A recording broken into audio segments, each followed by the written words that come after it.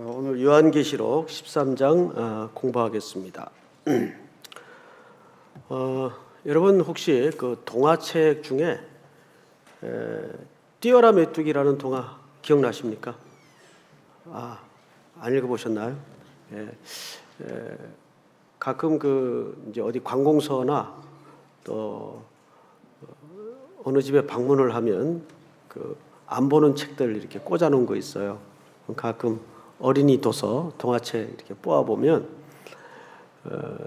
아주 그 동화책 속에 그 메시지가 있는 글들이 참 많습니다.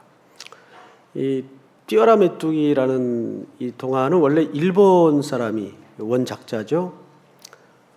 그 쌍둥이 형제인데 그 작가가 가난해서 늘 그 어린 시절을 자연 속에서 아주 시골 벽촌에서 지낼 수밖에 없었죠. 그런 그 어릴 적 배경이 그 작가의 심성이 만들어져서 이제 그런 좋은 동화를 쓰게 된 겁니다. 내용은 굉장히 간단해요. 메뚜기가 주인공이에요. 근데 어느 나라든지 또 심지어 성경책에서까지도 메뚜기라는 존재는 약한 존재로 등장을 할까요? 별 볼 일 없는 존재로 등장을 할까요? 별 볼 일 없는 존재로 늘 메뚜기는 상징화됩니다. 심지어는 민수기 같은 경우에는 이스라엘 백성들이 정탐꾼을 가나안 땅에 들여보냈다가 그 보고 가운데 메뚜기 얘기가 나와요. 그들의 중우장대함 앞에 서니까 우리는 뭐 같았다? 메뚜기 같았다. 그러니까 메뚜기는 참 소심하고 용기도 부족하고 약한 존재로 항상 등장을 합니다. 근데 그 자연이라는 공간은 그렇게 약한 존재끼리만 우글거리고 함께 공존하는 공간은 아니거든요. 뱀도 있고 또 난 모양의 이빨을 가진 큰 곤충도 있고 무시무시한 데가 숲속이죠. 이 메뚜기가 숨어 지내는 거예요. 세상을 못 나오고 그러면서 그 주변에 동료들의 매일 처참하게 죽어가는 광경을 보면서 야, 나도 저기에 섞이거나 뛰어나가면 저 꼴이 되겠구나 하고 항상 숨어 지내요. 그러니까 그 생활이 얼마나 피폐하고 갑갑하고 답답했을까요? 언제까지 이루고 살아야 되나? 언제까지 이루고 살아야 되나? 이게 항상 그 가슴을 때리는 아픔이고 힘든 나날이었습니다. 그러다가 어느 날 이 메뚜기가 용기를 내죠. 아니야, 이루고 살아서는 안 돼. 그런 각오를 하고 아주 제일 높은 어디서나 투명하게 잘 보일 수 있는 넓적한 바위 위에 나잡아 잡수하고 아주 두루 눕습니다. 그때 아니나 다를까 그 사나운 다른 생물들이 이제 달려듭니다. 뱀도 달려들고 그때 죽을 힘을 다해서 메뚜기가 뛰어요. 위로 한창 뜁니다. 근데 한계가 있잖아요. 메뚜기 다리로 뛰어봐야 네가 뛰어봐야 메뚜기죠. 그리고 탁 절정에 올랐다가 이제 뭐만 남았어요? 곤두박질을 하는 일만 남았고 곤두박질하면 바로 이제 다른 곤충들이나 생물들의 밥이 되는 거예요. 그냥 끊임없이 추락을 하는데 여러분 메뚜기에겐 뭐가 있었죠? 날개가 있어요. 메뚜기는 다리만 있는 게 아니에요. 메뚜기는 날개가 있어요. 그때 이 메뚜기가 날개가 있지 하고 처음으로 자기도 잊어버리고 생각하지 못하고 살았던 그 날개를 확 펴니다. 근데 이게 펴지는 거예요. 허공에서 이 날개가 쫙 펴지는 거예요. 서툰 날갯짓이지만 그 날갯짓을 통해서 그런 사나운 것들이 존재하지 않는 다른 허공을 향해서 헐헐 날아갑니다. 그리고 다른 풀잎에 앉아서 새로운 연인을 만나 잘 살았다는 이야기가 있어요.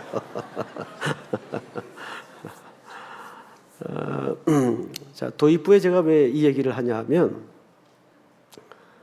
그 메뚜기가 마치 그렇게 묻는 것 같아요. 항상 그것은 자기일 수도 있고 또 누군가의 질문일 수도 있겠죠. 너 언제까지 이러고 살래? 너 언제까지 이럴래? 라는 질문 같아요. 우리에게는 하나님께서 마치 그 메뚜기에게 날개처럼 놀라운 날개를 하나님께서 누구에게나 붙여주셨습니다. 여러분, 이제 2017년은 그렇게 여러분들의 인생에 항상 자신을 향해서 그 메뚜기가 자문자답했던 것처럼 언제까지 이루고 살래? 라는 질문 앞에 정면으로 튀어오르든지 날든지 해서 인생 최고의 비상하는 한 해가 되기를 축복합니다. 이 얘기를 하는 이유가 있어요. 오늘 우리가 만나는 성경의 본문은 매우 고달프고 힘든 당시의 현장을 보게 될 겁니다. 자, 이제 13장을 한번 볼까요? 내가 보니 바다에서 한 짐승이 나오는데 뿔이 몇 개입니까? 10이에요. 또 머리는요? 7이라. 그 뿔에는 10 왕관이 있고 그 머리들에는 신성모독하는 이름들이 있더라. 2절 한번 같이 읽어볼까요? 시작. 그 발은 곰의 발 같고 그 입은 사자의 입 같은데 용이 자기의 능력과 보좌와 큰 권세를 그에게 주었더라. 네, 하늘의 전쟁에서 패한 용이 땅으로 내어 쫓겼죠. 지난 12장까지의 내용 속에서. 그리고 용은 거기서 물러가지 않고 여자의 남은 후손과 싸우려고 이제 바다 모래 위에 서 있습니다. 그것이 12장 17절이에요. 자, 그 앞에 12장 17절을 보면 이렇게 되어 있죠. 용이 여자에게 분노하여 돌아가서 그 여자의 남은 자손 곧 하나님의 계명을 지키며 예수의 증거를 가진 자들과 더불어 싸우려고 바다 모래 위에 서 있더라. 그리고 이제 보니까 이런 형상의 그림들이 보여집니다. 자, 그런데 2절 여러분들이 읽은 내용 중에 본즉 짐승은 뭐 같아요? 첫째는 표범 같아요. 두 번째는 그 발은 곰발 같고 그 입은 사자의 입 같아요. 자, 이 그림은 사실 다니엘서의 네 그림이 함께 뭉뚱그려져서 섞인 겁니다. 그 다니엘서에는 7장에 보면 7장은 다니엘서의 하나의 절정이죠. 7장에 보면 다니엘이 환상을 봤는데 이게 무슨 뜻인지 모르겠는 거예요. 굉장히 괴로워해요. 번민을 합니다. 그래서 그것을 하늘의 사자에게 물어요. 이게 도대체 뭐냐? 그때 하늘의 사자가 그거를 해석해주고 가르쳐줘요. 그래서 오늘은 이 내용이 뭔지를 우리가 정확히 이해하기 위해서는 우리 배운 지 한참 됐으니까 다니엘서 7장을 그 7장이 배경입니다. 직접 손으로 한번 엽시다. 구약성경 1244쪽이 되겠습니다. 7장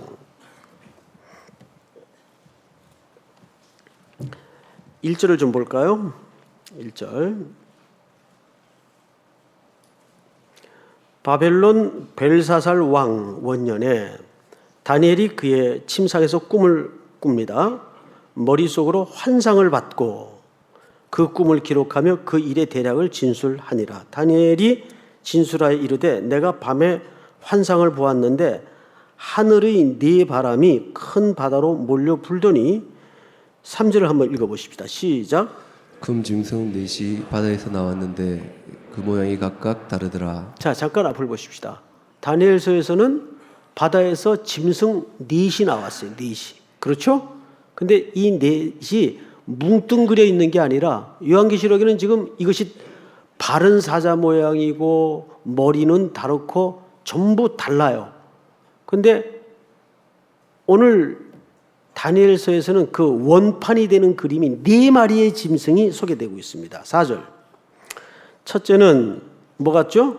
사자와 같은데 독수리의 날개가 있더니 내가 보는 중에 그 날개가 뽑혔고 또 땅에서 들려서 사람처럼 2발로 서게 함을 받았으며 또 사람의 마음을 받았더라.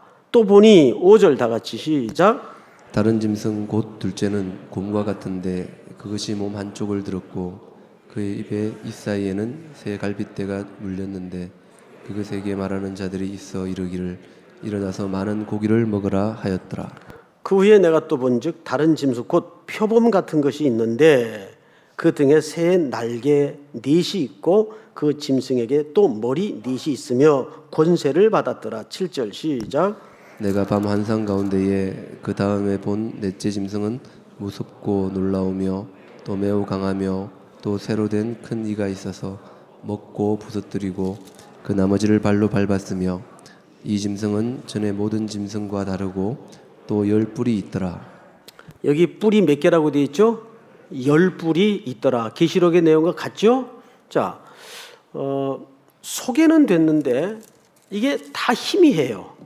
전부 사자라고도 하지 않고 곰이라고도 하지 않고 표범이라고도 하지 않고 표범 같더라, 사자 같더라, 곰 같더라 이렇게 돼 있어요. 그렇죠?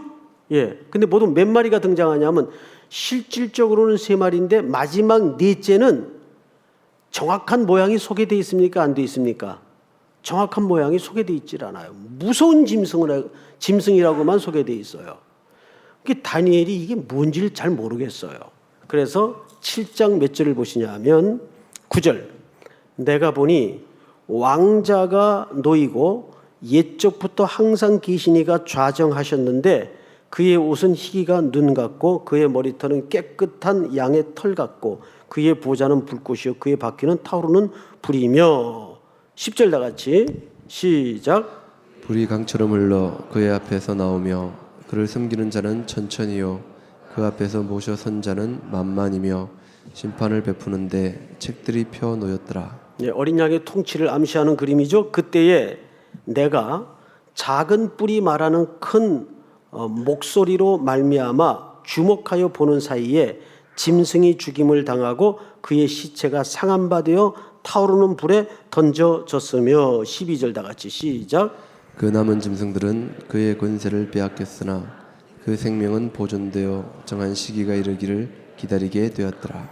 그러니까 한시적으로 생존을 허락받은 거예요. 결국은 죽습니다. 자, 13절. 내가 또 밤 환상 중에 보니 인자 같은 이가 하늘 구름을 타고 와서 옛적부터 항상 계신 이에게 나아가 그 앞이 인도됨에 14절 시작. 그에게 권세와 영광과 나라를 주고 모든 백성과 나라들과 다른 언어를 말하는 모든 자들이 그를 섬기게 하였으니 그의 권세는 소멸되지 아니하는 영원한 권세요 그의 나라는 멸망하지 아니할 것이니라. 자, 멸망되지 않고 영원하게 이어질 나라는 우리 오전 시간에 배웠던 것처럼 다윗의 씨를 통해서 도래할 그리스도와 그의 나라를 얘기합니다. 여기서도 그것을 암시하는 거예요. 자, 이제 이거를 다니엘이 봤어요. 환상을 통해서. 근데 본 것하고 아는 거하고는 틀리죠. 보았다고 하는 건 아니에요. 15절 제가 읽겠습니다.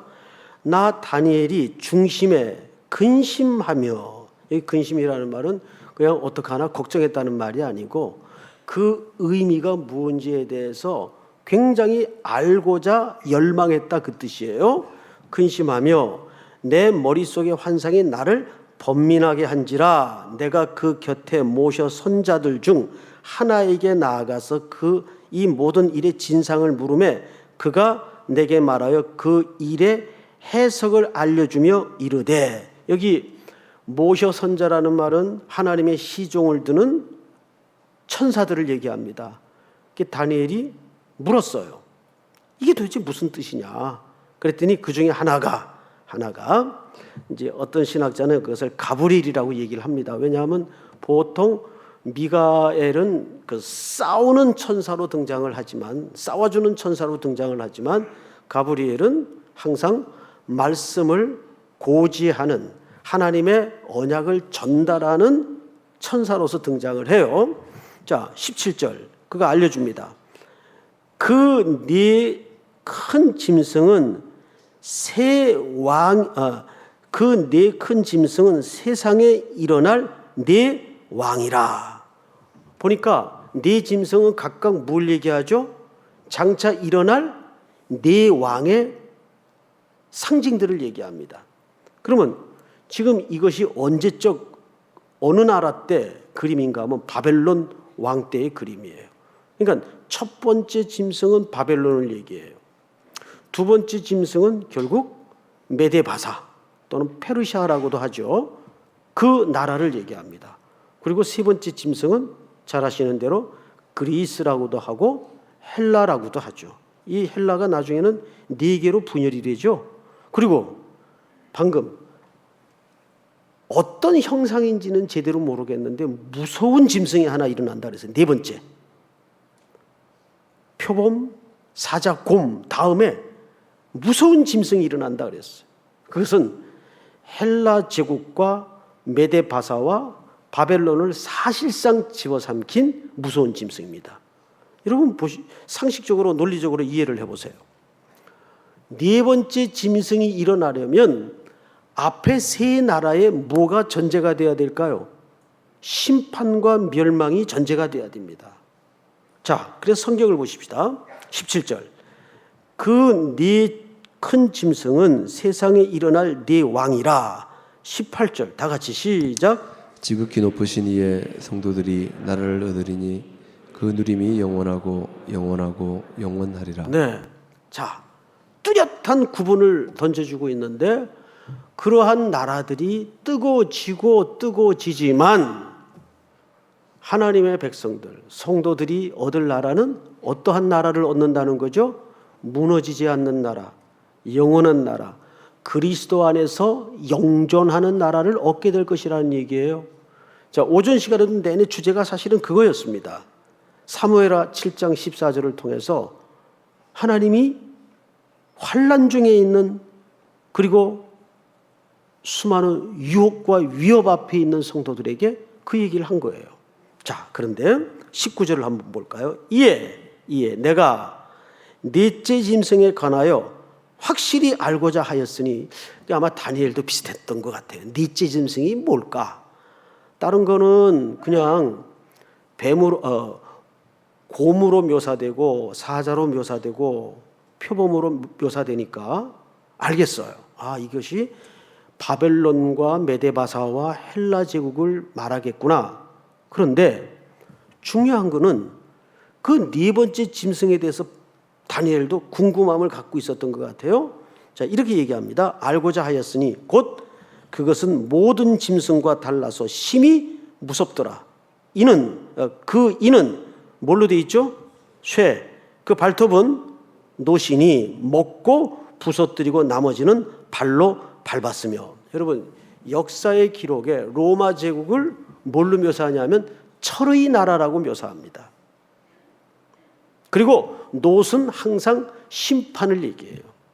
짓부순다 그 말이에요. 그러니까 로마가 철장의 권세를 가지고 세상을 그렇게 심판하듯 전부 잡아먹어 버렸습니다. 헬라적 제국을 무너뜨리고 심지어는 3년 반 동안 이스라엘을 무자비하게 괴롭혔어요. 긴 역사적으로는 더 오랜 세월을 억압을 본격적으로 피비린내 나는 시련을 준 것은 한 3년 반을 잡습니다. 자, 성경을 조금 더 볼까요? 20절. 또 그것의 머리에는 10뿔이 있고 그 외에 또 다른 뿔이 나오매 3뿔이 그 앞에서 빠졌으며. 바로 이것이 앞에 세 제국이 무너진 것을 얘기하는 거예요. 빠졌으며 그 뿔에는 눈도 있고 큰 말을 하는 입도 있고 그 모양이 그의 동료보다 커 보이더라. 자, 여기 뭐가 있다고 되어 있냐면 그 뿔에는 눈도 있고 큰 말을 하는 입도 있다. 자, 앞을 잠깐 보실까요? 우선 큰 말, 큰 음성이라 그 말이에요. 그리고 그걸 뭘로 말하느냐면 입으로 얘기를 해요.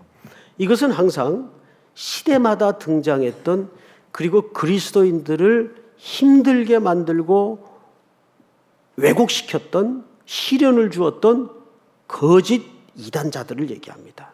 그리고 그리스도와 교회를 핍박하고 박해하던 세상의 권세를 얘기하는 거예요. 그러니까 당장에는 그들이 이기는 것 같아요. 큰 소리로 그들이 입으로 이야기를 합니다.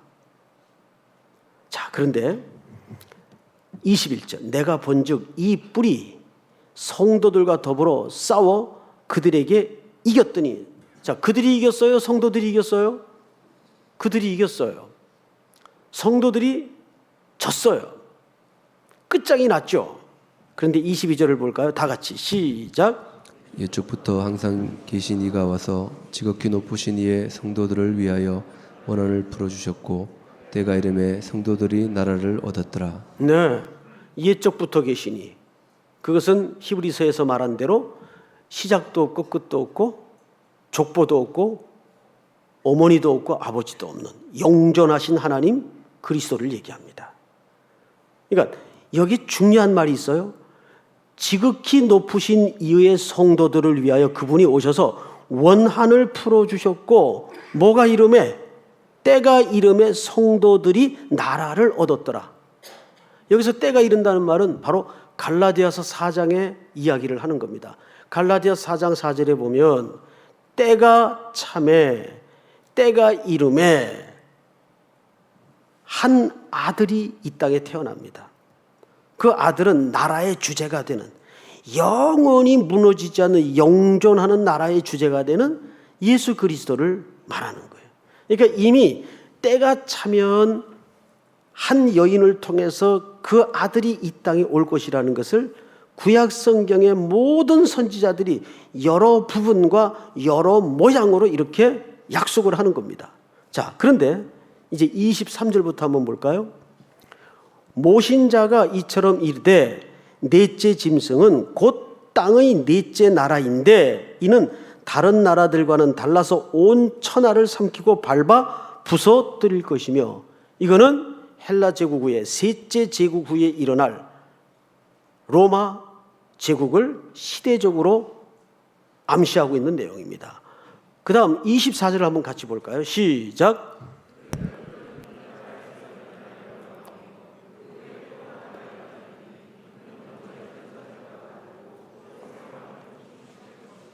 그가 장차 지극히 높으신 이를 말로 대적하며 또 지극히 높으신 이의 성도들을 괴롭게 할 것이며, 그가 또 때와 법을 고치고자 할 것이며 성도들은 그의 손에 붙임받아 한 때와 두 때와 반 때를 지내리라. 자, 여기 한 때는 어느 기간을 얘기합니까? 1년이에요. 배웠죠? 계시록에 등장을 하죠. 그러면 한 때에 두 때를 더하면 몇 년입니까? 3년이에요. 그러면 반 때는 몇 개월입니까? 6개월이에요. 3년 6개월을 얘기하는 거예요. 그러니까 이것은 영구한 기간일까요? 한시적인 기간일까요? 예, 그렇습니다. 이건 제한적이고 한시적인 기간 동안 성도들이 잠시 잠깐 허락한 기간 안에서 괴로움과 고난을 겪게 될 것이라는 걸 암시하고 있어요.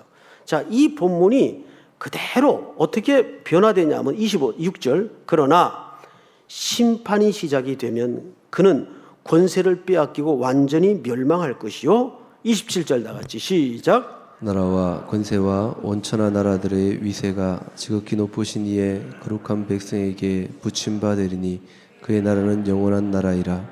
모든 권세 있는 자들이 다 그를 섬기며 복종하리라.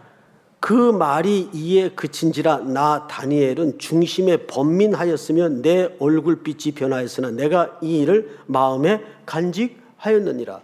이 다니엘이 보았던 그림이 지금 반모섬에 유배된 사도 요한에게 다시 한번 확인차 보여주는데 그림이 조금 달라요.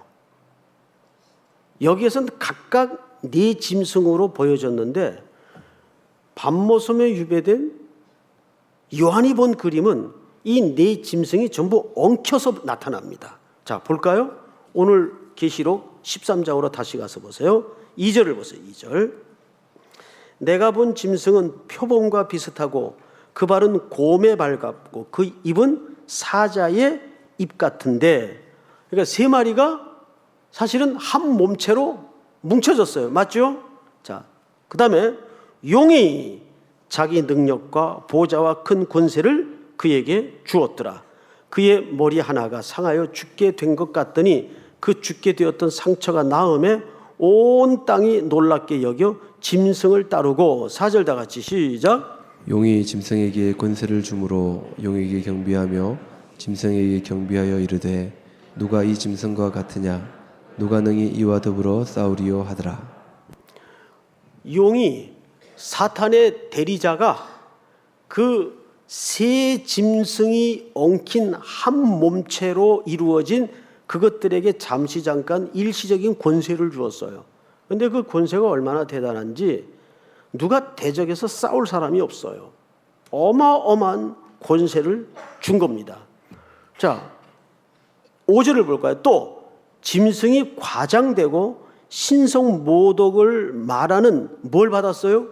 입을 또 받아요. 입. 아까 다니엘서에서도 큰 입이 등장을 하죠. 입을 받고 또 42달 동안 일할 권세를 받으니라. 42달이면 몇 년이에요? 3년 6개월. 한때 두때 반때. 다니엘이 보았던 기간과 일치합니까? 안 합니까? 일치합니다. 그러니까 이 42달이라는 상징적인 기간 동안에 영존하거나 영구한 기간이 아니고 한시적이고 제한된 기간 동안 이들이 권세를 받았어요. 그럼 이 기간 동안에 성도들의 삶은 힘들까요? 평화스러울까요? 힘듭니다. 그런 거 보면 이 세상의 구조의 끝은 누구나 뭘로 공감함으로 끝이 나게 돼 있을까요? 허무와 모순으로 공감하여 끝나도록 돼 있습니다. 잘 생각해 보세요. 이 세상은 다시 말해서 완전한 의로움도 담아내지 못하고 완전한 불의도 담아내지 못합니다. 내가 아무리 선하게 살아도 세상이 그걸 담아낼 수 있어요? 없어요? 못 담아내요. 그리고 내가 아무리 악하게 살아도 세상이 그거를 제대로 평가하고 담아냅니까? 못 담아냅니까? 못 담아내요. 그래서 우리는 세상 끝에 확인하는 게 늘 똑같아요. 이 세상은 우리가 머물거나 우리가 저 영원한 세계로 이어갈 것이 하나도 없구나. 그래서 죽어야 돼요. 죽음만이 완전히 이 세상에 연결된 것을 끝장낼 수 있기 때문입니다. 누가복음 15장 이야기를 여러분들에게 자주 하는데 거기 두 아들이 등장을 하죠. 여러분 그 아들들을 잘 연구해 보면 그냥 하나의 스토리를 끝날 만한 이야기가 아니에요. 어마어마한 철학과 아주 숭고하고 심오한 하나님의 마음이 그 안에 담겨져 있습니다. 아들이 둘인데 작은 아들이 아버지한테 유산을 달라고 그러죠. 근데 아버지가 그걸 줘요. 물론 알고 주죠. 이 재물의 끝이 어떻게 끝날 것인가를 아버지는 몰랐을까요? 압니다. 그리고 둘째 아들은 확인했죠. 뭘 확인했을까요? 세상은 전혀 내가 가진 것에 대해서 생산하는 곳이 아니구나. 모든 걸 다 탕진하고 허비하는 것이구나. 그걸 알아요. 그래서 그 길 끝에서 그는 하나를 깨달았어요. 그 깨달은 바가 뭡니까? 그래도 아버지의 집에는 품꾼의 자리라도 세상보다 낫다라는 걸 깨달아요. 그래서 아버지 집으로 돌아옵니다. 근데 더 기가 막힌 상황을 만나죠. 큰아들의 반응이에요. 큰아들이 아버지의 소유인 밭에서 일을 하다가 돌아와서 그 광경을 보고 화를 냅니다. 아버지의 재산을 저 창기함께 말아먹은 저놈을 이렇게 대우하는 것이 마땅하냐? 나는 아버지와 함께 있을 때 내게는 한 번도 이런 적이 없지 않았느냐? 이때 아버지가 기가 막힌 얘기를 사실은 두 아들에게 다 하는 겁니다. 사실 그건 큰 아들에게만 한 얘기가 아니에요. 너는 항상 나와 있었고 이것이 다 네 거 아니냐?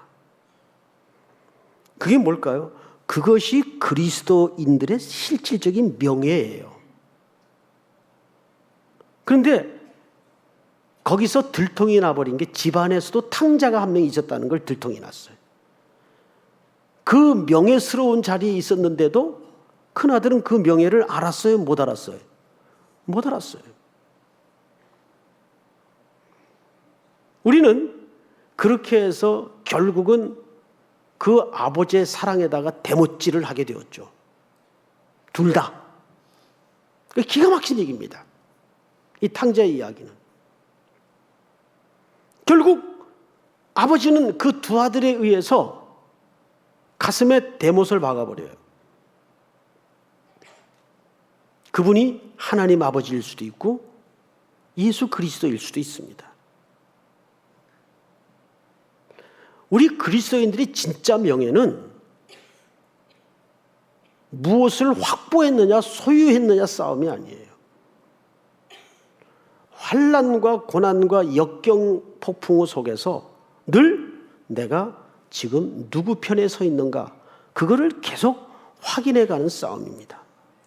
그게 그리스도인의 뭐라고요? 명예예요. 명예. 그게 진짜 명예입니다. 그러니까 여러분들에게 환난이 따르고 눈물이 따르고 죽지 못할 세월이 따른다는 것은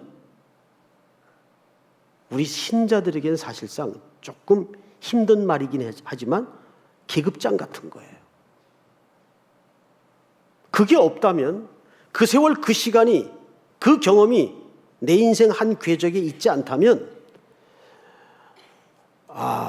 우리가 하나님의 그 사랑과 하나님의 풍성함을 죽었다 태어나도 몰라요.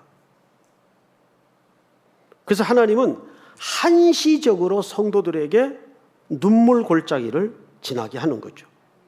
그래서 그 골짜기를 지날 때마다 바들바들 떨게 만듭니다. 자, 오늘 본문을 마저 한번 끝내십시다. 몇 절을 보시냐면 13장 5절을 다시 볼까요? 또 짐승이 과장되고 신성 모독을 말하는 입을 받고 또 42달 동안 일할 권세를 받으니라. 이동안 일시적으로 한시적으로 성도들을 힘들게 만들고 괴롭히는 거예요. 뭘 가지고? 그 입을 가지고. 자, 그런데 6절 한번 같이 읽어볼까요? 시작. 짐승이 입을 벌려 하나님을 향하여 비방하되 그의 이름과 그의 장막 곧 하늘에 사는 자들을 비방하더라. 또 권세를 받아 성도들과 싸워 이기게 되고 각 족속과 백성과 방언과 나라를 다스리는 권세를 받으니 8절 시작. 죽임을 당한 어린 양의 생명책에 장세 이후로 이름이 기록되지 못하고 이 땅에 사는 자들은 다 그 짐승에게 경배하리라. 네, 여기에서 이제 극명하게 갈라집니다. 이 땅에 사는 자들은 다 그 세상의 요구하는 흔들리는 논리에 경배하며 살 수밖에 없어요. 그건 당연한 거예요. 그것이 그들의 철학이고 그들의 가치 세계이기 때문입니다. 자, 그런데 성도들의 삶을 이렇게 소개했어요. 누구든지 귀가 있는 자들은 귀가 있거든 들을지어다. 사로잡힐 자는 사로잡혀갈 것이요 칼에 죽을 자는 마땅히 칼에 죽을 것이니 성도들의 인내와 믿음이 여기 있느니라. 우리가 그런 부당하고 모순투성이의 구조 프레임 속에 세상에 갇혀 살아요. 그리고 그것을 매일 전전긍긍하고 겪어내면서 눈물을 찔끔거리고 오늘도 걸어가요. 그런데 우리를 가리켜서 뭐라고 소개하냐면 성경 기자가 이렇게 얘기합니다. 7절을 보세요. 또 권세를 받아 성도들과 싸워 이기게 되고 각 족속과 백성과 방언과 나라를 다스리는 권세를 받으니 죽임을 당한 어린 양의 생명책의 창세 이후로 이름이 기록되지 못하고, 그러니까 우리는 이 생명책에 이름이 그리스도의 피로 기록이 된 자들입니다. 그래서 우리를 가리켜서 어디에 사는 존재라고 성경을 소개하냐면 땅에 사는 존재와 반대로 하늘에 사는 존재라고 소개하는 거예요. 자, 그러면 우리의 모든 의식 구조나 가치 세계나 지향하는 방향이 하늘의 원리와 논리와 질서를 따라 살아가려니까 우리의 육신적인 한시적인 시간 동안에 우리는 결국 땅에 발을 딛고 살아야 되는데, 불편한 게 맞습니까? 편안한 게 맞습니까? 불편한 게 맞는 거예요. 우리는 생리적으로 이 땅의 가치와 땅에 사는 자들과 안 맞게 돼 있어요. 이건 어쩔 수가 없어요. 그래서 여러분들이 이 땅을 변화시키거나 이 땅의 것들을 뒤집어 엎고 승리하게 해달라는 이런 기도를 하지 마시고, 내가 이 가운데에서 이 길을 잘 감당하며 걷기를 여러분들이 기도하셔야 됩니다. 그래서 이제 언젠가 여러분들이 한번 그 시편 23편을 단어 하나를 꼼꼼히, 마치 엄마가 애들에게 이유식 할 때 씹어서 먹여주죠. 씹어서 먹여줍니다. 그 시편은 다윗의 고백임에도 불구하고 어마어마한 인생의 이야기가 담겨져 있어요. 시편은 또한 심오하고도 놀라운 신학의 정수가 담아져 있는 책입니다. 하나님이 우리 인생을 어떻게 인도하시는가. 그 첫머리가 어떻게 시작이 됩니까? 여호와는 나의 목자. 그리고 마지막 문행이 어떻게 끝이 나죠? 내가 여호와의 집에 영원히 거하리로다. 그 순례길 한복판에 저와 여러분들이 얹어져 있어요. 시작도 그분이 하시고 그 마칠 때까지도 그분이 하시는 겁니다. 그 흑인 연가 중에 순례의 노래라는, 그 원래 제목이 성자의 순례길인가요? 이런 제목인데, 그 옛날에 그 흑인 연가풍의 노래죠.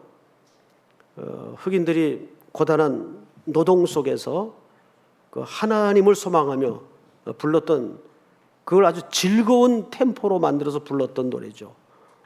그 가사가 그 한글로 풀자면 이런 의미를 담고 있어요. 성도들이 천성에 입성할 때에 나도 그 대열에 있게 해 주시옵소서. 그거를 그 흑인들이 노예 생활을 하면서 목화를 따면서 비 오듯 땀을 쏟아내면서 그거를 아주 경쾌한 리듬으로 풀었어요. 그런데 그 리듬이 너무 슬퍼요. 경쾌한 리듬인데 참 슬퍼요. 그러면서 그 슬픔 속에 흑인들은 천성 입성에 대한 하나님을 향한 소망을 담고 그 노래를 부르는 거죠. 현실은 고달프지만 원합니다. 그 입성의 날에 내가 그 대열에 함께 있기를, 뭐 그런 가사의 내용이에요. 우리가 그렇습니다. 우리는 지금도 결국 이 땅의 순례자로 걸어가는 거예요. 훗날 그 입성의 순간이 오면 거기에 어린 양이 우리의 반듯한 모습을 원하는 게 아니라 지치고 때로는 야곱처럼 절뚝거리고 찢기고 전쟁에서 만신창이가 된 그 성도들을 저 문에서 그분이 달려나와 맞이하는 거죠. 누가복음 15장에 그 아버지의 모습을 그 성전문 입구에서 우리는 만나게 될 겁니다.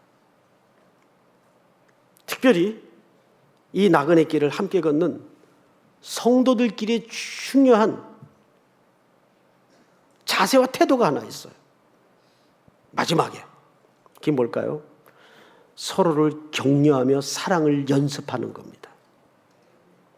순례의 길을 가는 데에는 첫째는 그 소망의 끝을 향한 가슴에 노래를 가지고, 원수를 물리칠 말씀의 검을 들고, 그리고 동료끼리의 협업, 서로 지치고 힘들 때 안아주고 부축해주고 사랑과 선행을 격려하는 삶을 이 땅에서 주님은 연습시키는 거죠. 오늘 그것이 또 한 주간 살아갈 우리들에게 중요한 현실적 과업으로 순종되어지는 고백이 있기를 주의 이름으로 축복합니다. 우리 다 일어나십시다. 우리 그 사랑 찬양하죠. 아버지 사랑 내가 노래해.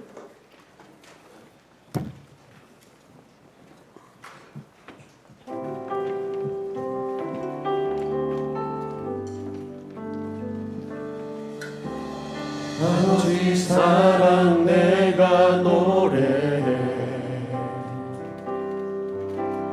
아버지 은혜 내가 노래해. 그 사랑 변함없으신 거짓 없으신 성실하신 그 사랑, 상한 갈대 꺾지 않으시는, 꺼져가는 등 불 끄지 않는 그 사랑, 변함없으신 거짓 없으신 성실하신 그 사랑,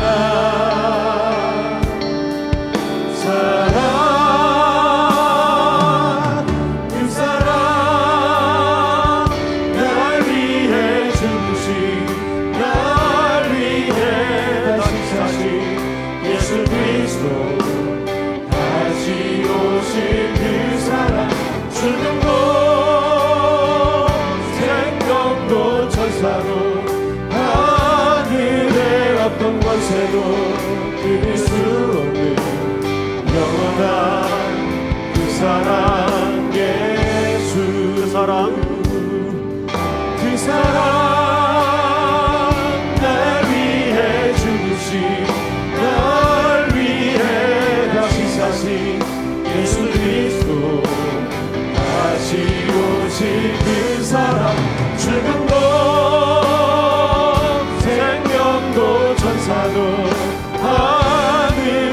어떤 곳에도 이룰 수 없는 영원한 그 사랑 예수. 우리 한번 기도합시다. 서신 채로. 오늘은 이렇게 한번 기도했으면 합니다.